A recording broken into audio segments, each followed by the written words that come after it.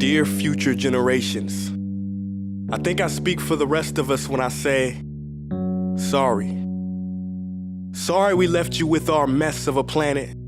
Sorry that we were too caught up in our own doings to do something. Sorry we listened to people who made excuses to do nothing.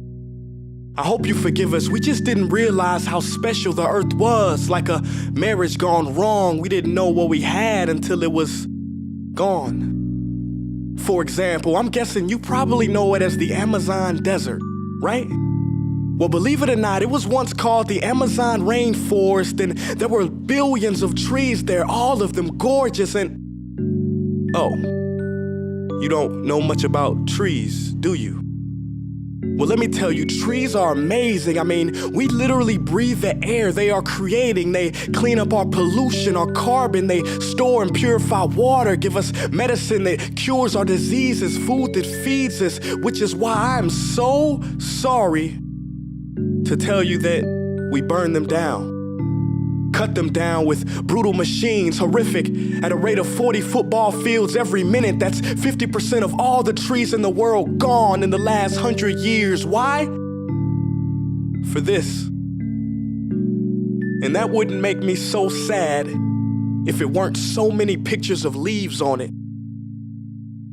You know, when I was a child, I read how the Native Americans had such consideration for the planet that they felt responsible for how they left the land for the next 7 generations.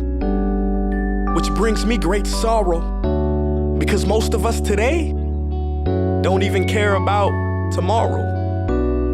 So I'm sorry. I'm sorry that we put profit above people, greed above need, the rule of gold above the golden rule. I'm sorry we use nature as a credit card with no spending limit, overdrafting animals to extinction, stealing your chance to ever see their uniqueness or become friends with them. Sorry we poison the ocean so much that you can't even swim in them.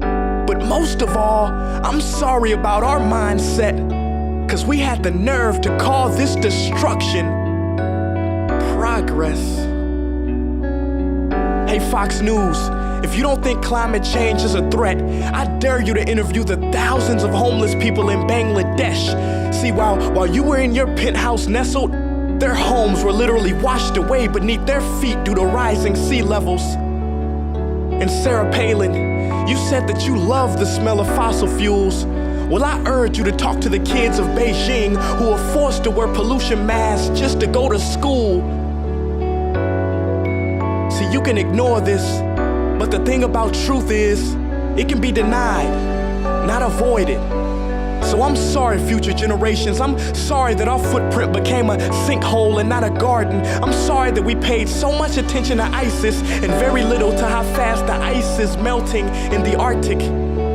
I'm sorry we doomed you, and I'm sorry we couldn't find another planet in time to move to. You know what? Cut the beat. I'm not sorry.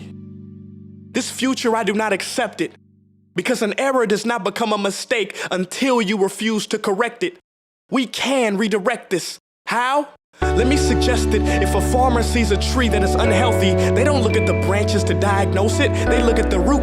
So like that farmer, we must look at the root, and not to the branches of government, not to the politicians run by corporations. We are the root, we are the foundation. This generation, it is up to us to take care of this planet. It is our only home. We must globally warm our hearts and change the climate of our souls and realize that we are not apart from nature, we are a part of nature. And to betray nature is to betray us. To save nature is to save us. Because whatever you're fighting for, racism or poverty, feminism, gay rights, or any type of equality, it won't matter in the least.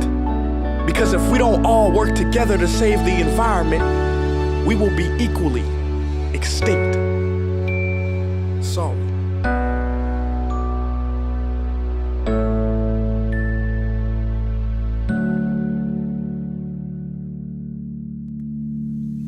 Hey guys, for the past several weeks, I've been here in Africa, the heart of Africa, witnessing the horrific destruction of the rainforest, which inspired me to write this piece.